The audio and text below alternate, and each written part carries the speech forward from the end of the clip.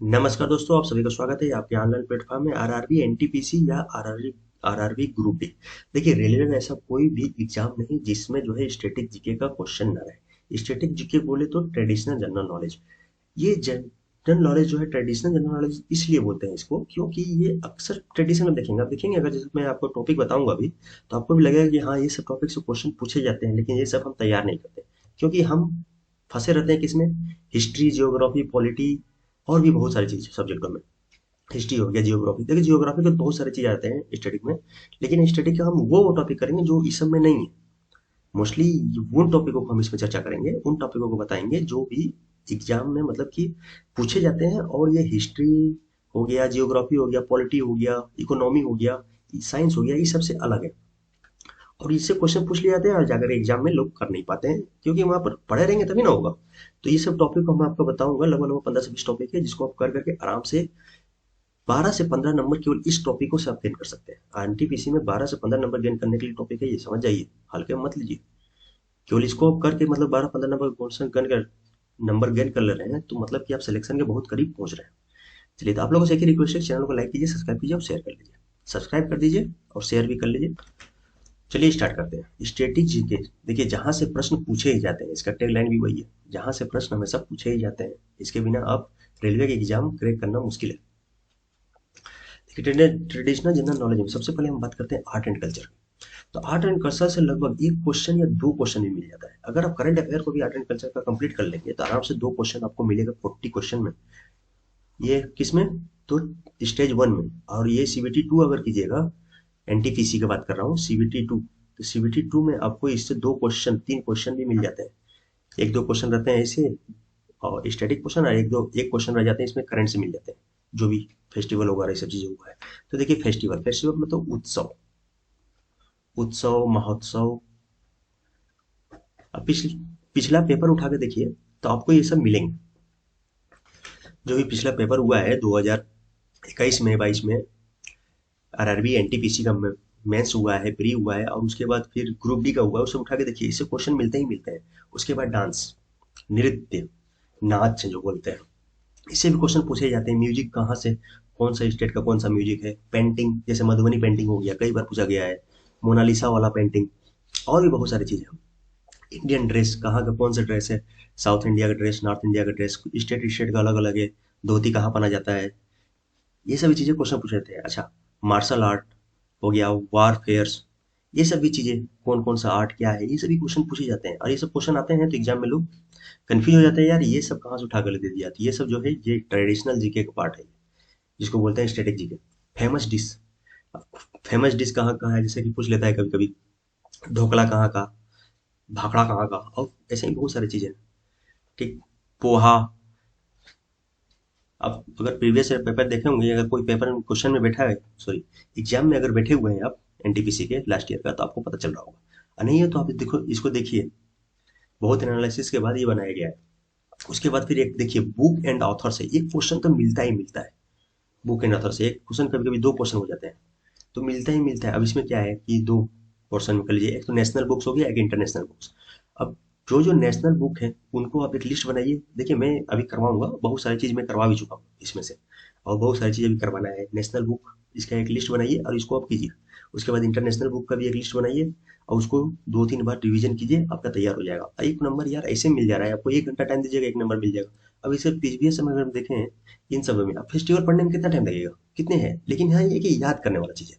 इसको याद करने में 2 से 3 बार देखना पड़ेगा, ये नहीं कि एक ही बार बैठ के 4 घंटा के लिए फेस्टिवल फेस्टिवल कर रहे हैं। एक बार पढ़िए उसको, फिर दोबारा पढ़िए तभी, फिर उसके बाद उसको छोड़ दीजिए, फिर 2 दिन के बाद फिर से पढ़िए। ठीक, एक दो टेस्ट दीजिएगा, उसके बाद कीजिएगा ना, तो आपका ये बहुत जल्दी क्लियर होगा। फिर डांस हो गया, म्यूजिक हो गया, ये सब चीजें उसे ही करना है सब। बहुत ज्यादा ऐसा नहीं कि स्ट्रेस लेके करना है ये सब चीजें। अब देखिए, फेमस डिशेज तो सब इंटरेस्टेड चीजें यार, खाने पीने का मिलता है ना। साउथ का अलग डिश है, नॉर्थ का अलग डिश है, डिश का बात हो रहा है, भोजन। उसी प्रकार से नेशनल बुक, जो भी राष्ट्रीय बुक लिखे गए हैं, अभी जो भी करंट के न्यूज बुक हैं, उसके बाद जो प्रीवियस मतलब कि क्या बोलते हैं, पुराने बुक हैं जो भी न्यूज में भी बहुत सारे रहते हैं। ठीक, उसके बाद फिर इंटरनेशनल बुक, इंटरनेशनल बुक में आपको जो बुकर प्राइज जितना भी इंडियन है, उनको जो भी बुकर प्राइज मिला है उन लोगों को मैं करवा चुका हूँ, तो उससे भी क्वेश्चन आते हैं, अच्छे खासे क्वेश्चन आते हैं, रिपीटेड क्वेश्चन रहते हैं। तो वो भी कर लीजिएगा। इंपॉर्टेंट डे एंड थीम, एक क्वेश्चन तो इससे पूछा ही पूछा जाता है। ठीक, वन क्वेश्चन, किसी किसी शिफ्ट में दो भी क्वेश्चन उठा लेता है। अब ये अगर उठा लिया दो क्वेश्चन, तब बोलेंगे तो नहीं ना कि यार दो क्वेश्चन क्यों पूछ लिया, एक ही क्वेश्चन पूछना चाहिए। तो इसको भी पढ़ना जरूरी है। अच्छा, अब अगर डे और डेट, डे हो गया, उसका डेट हो गया, कितने तारीख को कौन सा दिन होता है, और उसका थीम, थीम जो है करंट अफेयर है। देखिए ज्यादा पुराना नहीं दिखने की जरूरत नहीं है, थीम जो है करंट अफेयर की। लेकिन डे और डेट ये जो है ज्यादा नहीं, जैसे हर एक मंथ का देखा जाए तो किसी मंथ का दो तीन है, किसी मंथ का पांच छह है। इसी प्रकार से अगर टोटल 12 मंथ का आप देखेंगे तो बहुत ज्यादा 50 होगा, इससे ज्यादा नहीं है। 50 ही पूछे जाते हैं एग्जाम में। अच्छा, कुछ नए डे बने हैं, नया दिवस कोई हुआ है तो उसको भी देख लीजिए। जैसे पराक्रम दिवस 23 जनवरी, सुभाष चंद्र बोस की जयंती, उसी प्रकार से। तो ये भी बहुत इंपॉर्टेंट है। ट्रेडिशनल जनरल नॉलेज, अब देखिए ट्रेडिशनल जनरल नॉलेज में ये चौथा पार्ट क्या है, अवार्ड। चौथा टॉपिक अवार्ड्स। अब अवार्ड में जैसे नोबेल प्राइज मैं ऑलरेडी करवा चुका हूँ, बहुत अच्छे से करवाया हूँ, मतलब जितना करवा दिया हूँ उतना सफिशियंट है। प्लस प्लस इसमें क्या है, एक करंट अफेयर का नोबेल प्राइज मैंने भी नहीं करवाया, तो वो करंट अफेयर सेशन में करवा दूंगा, कोई दिक्कत नहीं। भारत रत्न मैं अभी नहीं करवाया हूँ, इसको मैं करवाऊंगा। पुलित्जर प्राइज जो भी है, इसमें इंडिया का क्या रोल है, क्या क्या है, ये सब क्वेश्चन पूछ जाते हैं। नोबेल प्राइज हो गया, भारत रत्न हो गया, भारत रत्न से सब देखिएगा, नोबेल प्राइज और भारत रत्न से क्वेश्चन मिले ही मिले हैं। उसके बाद ज्ञानपीठ अवार्ड हो गया, उसके बाद ऑस्कर अवार्ड, और इसमें इंडिया को कौन कौन से रिप्रेजेंट किए हैं ऑस्कर में, ये सब चीजें पूछी जाती हैं। अभी देखिएगा एक कॉन्स फिल्म फेस्टिवल में 2024 में इंडियन को कोई कुछ मिला है, तो वो सब चीजें अभी पूछे ही पूछे जाएंगे। दादा साहब फाल्के अवार्ड, ब्रेवी अवार्ड, जैसे अशोक चक्र, और भी बहुत सारे ऐसे ही हैं। अभी हम आपको हर एक टॉपिक नहीं बता रहे हैं, हम उसमें से टॉपिक मेन मेन बता रहे हैं कि मेन उस टॉपिक में क्या क्या पढ़ना है। ठीक, कौन कौन सा टॉपिक पढ़ना है उसके अंदर जो है, जब उसको मैं करवाऊंगा तो उसको मैं डिटेल से पढ़ाऊंगा। भटनागर अवार्ड हो गया, उसके बाद बुकर प्राइज हो गया। ठीक, उसके बाद Raman Magsaysay award, other major award इसमें और सारे बहुत सारे, जैसे रमन मैग्सेसे अवार्ड, ये भी अभी कुछ साल पहले इंडियन को भी मिला है। ठीक, तो ये सब चीज से क्वेश्चन पूछे ही पूछे जाते हैं। देखिए इंडियन गिन जुन के 5-6 लोगों को मिला है, तो वो सब चीज देख लीजिए, एग्जाम में पूछे जाते हैं। उसके बाद ट्रेडिशनल जनरल नॉलेज में और देखा जाए तो international organisation, United Nation organisation, ये तो खुद दिया है, सिलेबस में लिख दिया है, United Nation organisation and other important international organisation. ठीक, तो इससे एक क्वेश्चन तो मिलते ही मिलते हैं। अगर 2021 का, जो 2021 में 2019 वाला एनटीपीसी हुआ है, उसको अगर पेपर उठा के देखिएगा ना, तो हर एक शिफ्ट में एक क्वेश्चन दो क्वेश्चन केवल ऑर्गेनाइजेशन से पूछा गया। पूछ लेगा सार्क का फुल फॉर्म क्या है, उसकी स्थापना कब हुई थी, ब्रिक्स का फुल फॉर्म क्या है, इसकी स्थापना कब हुई थी, कितने मेंबर हैं, अभी कौन सा नया मेंबर एड हुआ है, ये सब चीजें पूछ लेता है। तो बहुत ज्यादा नहीं है, हर एक टॉपिक सब क्लियर करने में आपको 10 से 15 मिनट। देखिए यूनाइटेड नेशन ऑर्गेनाइजेशन करने में आपको कम से कम 1 घंटा लग जाएगा अच्छे से करने में।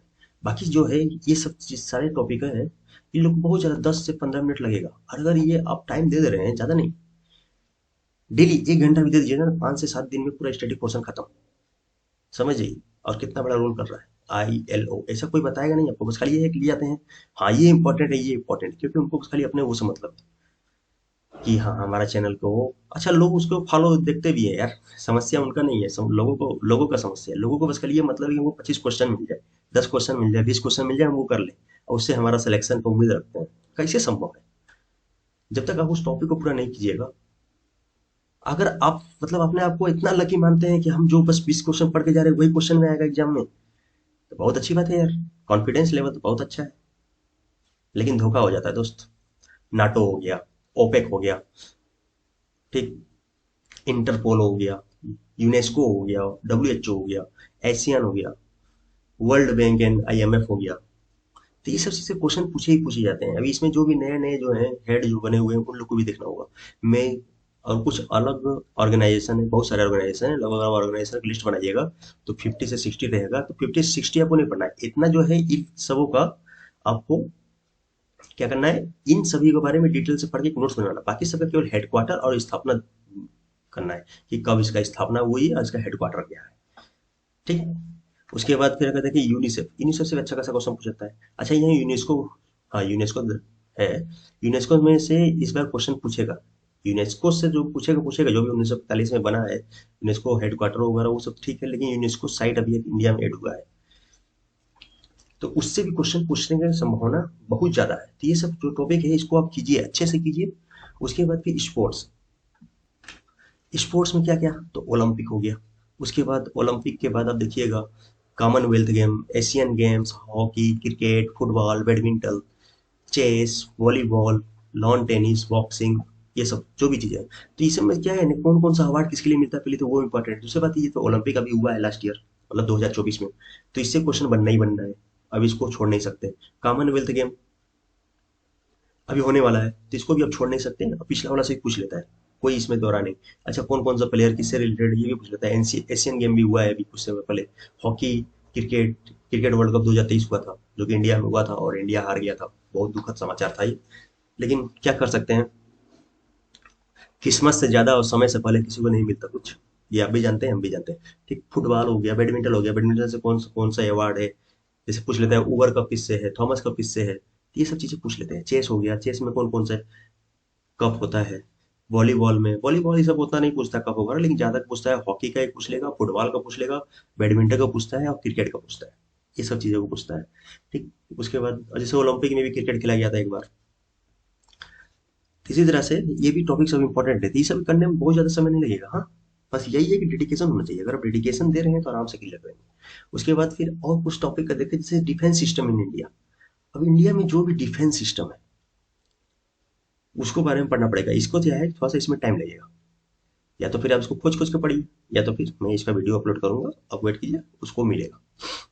Major research centre and institute कहाँ कहाँ पर इंडिया में जो भी है, तो ये भी ऑलरेडी मैं करवा चुका हूँ, बहुत कुछ दे दिया हूँ। एक्चुअली मैं स्टैटिक पोर्शन में उसको करवाया हूँ, लगभग लगभग 30-40 में करवाया हूँ, ऐसा बात नहीं है, उसको भी कर लेंगे तो आपका काम हो जाएगा।